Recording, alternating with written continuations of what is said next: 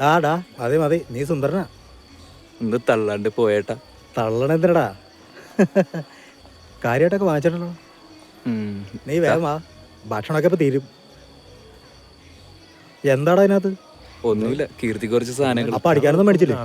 അടിക്കാനൊന്നും മേടിച്ചില്ലേ? അടിക്കാൻ മേടിച്ചിട്ടുണ്ട്. ഡാ എന്തായി വന്നില്ലേ? വാ പെട്ടെന്ന് വാട്ടോ.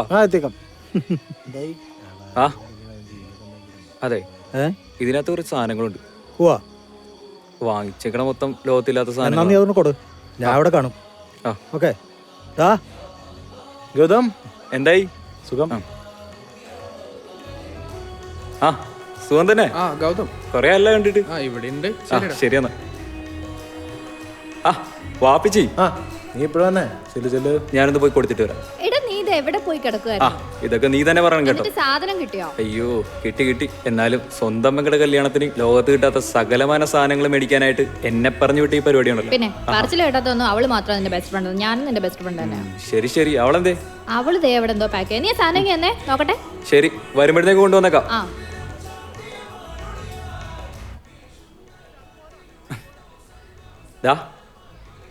നീ എത്തിയ? ഞാൻ പുറത്തു വിട്ടു. ശരിടാ. ആഹാ, ഭയങ്കര ലുക്കായിട്ടുണ്ടല്ലോ. നിനക്കെന്ത് പറ്റിയടി? ഏയ് ഒന്നും പറ്റിയില്ല. ആകെ എന്തോ പോലെ. നീ എന്താ സൂര്യ വിളിച്ചിട്ട് ഫോൺ എടുക്കാൻ? ഞാൻ കണ്ടില്ലായിരുന്നു. ആ, നിന്റെ കൂടെ ഉള്ളപ്പോഴേ അവൻ വിളിക്കാൻ പറഞ്ഞായിരുന്നു.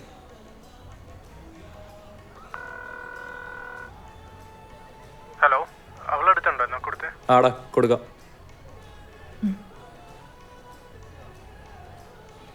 ഹലോ, എന്തായി? ഫോൺ എടുക്കാത്ത? ഫോൺ സൈലന്റിലായിരുന്നു. എന്ത് പറ്റിയല്ലോ? ഓക്കെ അല്ലേ? എല്ലാം ഓക്കെയാണ്. പിന്നെ തന്നെ സൗണ്ട് എന്താ വല്ലാതിരിക്കുന്നത്? നാളത്തെ കാര്യം ഓർത്ത് കുറച്ച് ടെൻഷൻ, വേറൊന്നുമില്ല. അത്രേ ഉള്ളോ? അതൊന്നും ചെയ്യില്ലടോ. താൻ ടെൻഷൻ അടിക്കാതെ പോയി കിടന്നുറങ്ങാൻ നോക്ക്.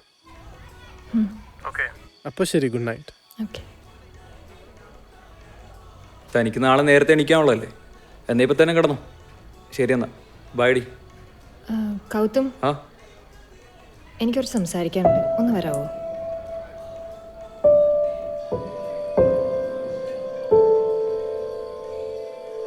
എന്താടി പറ. താൻ നീ ആദ്യമായിട്ട് എവിടെ വെച്ചോ കണ്ടെന്ന് ഓർക്കുന്നുണ്ടോ? എന്താടി ഈ നേരത്തെ ഇങ്ങനെ ഒരു ചോദ്യം? നീ പറ.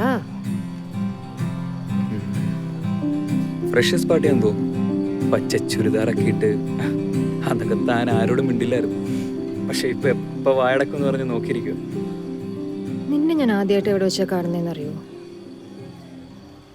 ആരോടും മിണ്ടാണ്ട് ഒരു മൂലയ്ക്ക് ഒതുങ്ങിക്കൂടിരുന്ന എന്നോട് ഒരു മുൻപരിചയം ഇല്ലാണ്ട് ഓടിച്ചാടി ഒന്ന് സംസാരിക്കുന്നത്.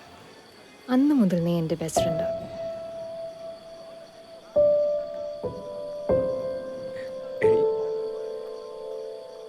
എടി, ഇതൊക്കെ നമുക്ക് രണ്ടുപേർക്ക് അറിയുന്ന കാര്യങ്ങളല്ലേ. ഇതൊക്കെ എന്തിനാ ഇപ്പൊ പറയണേ?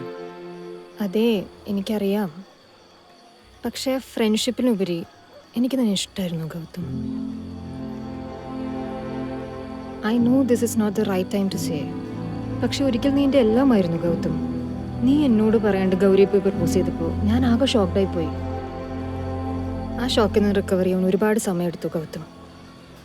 പക്ഷേ നീ എൻ്റെ ഇഷ്ടം എപ്പോഴെങ്കിലും മനസ്സിലാക്കും ഞാൻ വിചാരിച്ചു. ബട്ട് അന്ന് നീ സൂര്യയുടെ കൂടെ ആയിരുന്നില്ലേ? സോ ഞാൻ കരുതി. സൂര്യ എൻ്റെ കൂടെ ഉണ്ടായിരുന്നു, പക്ഷെ ഞാൻ നിൻ്റെ കൂടെ ആയിരുന്നു എപ്പോഴും. സൂര്യ എന്നെ ഒന്ന് പ്രപ്പോസ് ചെയ്തപ്പോൾ ഞാൻ നിന്നോട് വന്നാ ചോദിച്ചത്, what should I say? You said yes. വേറെന്തും പറയുന്ന ഇത് മാത്രം എന്താ എന്നോട് പറയാൻ? ഞാൻ മനസ്സിൽ ഇഷ്ടം തോന്നിയത് പറയണതാരാ? എനിക്ക് പേടിയായിരുന്നു ഗൗതം. എനിക്ക് നിൻ്റെ ഫ്രണ്ട്ഷിപ്പ് മിസ്സാവും എന്നുള്ള പേടിയായിരുന്നു. നീ ഒരു ഉത്തരം നോ പറഞ്ഞാൽ അതെനിക്ക് താങ്ങാൻ പറ്റുമെന്നുള്ള പേടിയായിരുന്നു. But you were happy with Gauri in your relationship. പക്ഷെ അപ്പോൾ ഞാൻ ഒറ്റയ്ക്കായിരുന്നു. ആ ഒറ്റപ്പെടലെപ്പോഴും സൂര്യ കയറി വന്നു. നിനക്ക് ഒരിക്കലും എന്നോടൊരു ഇഷ്ടം തോന്നിയിട്ടില്ല ഗൗതം?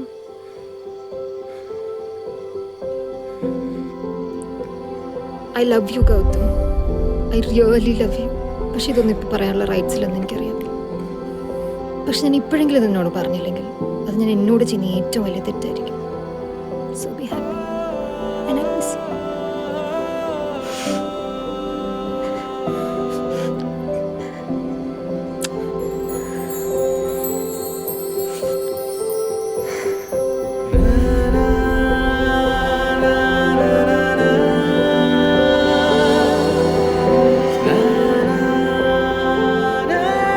ഇഷ്ടങ്ങൾ നമുക്ക് ഡിഫൈൻ ചെയ്യാൻ പറ്റില്ല.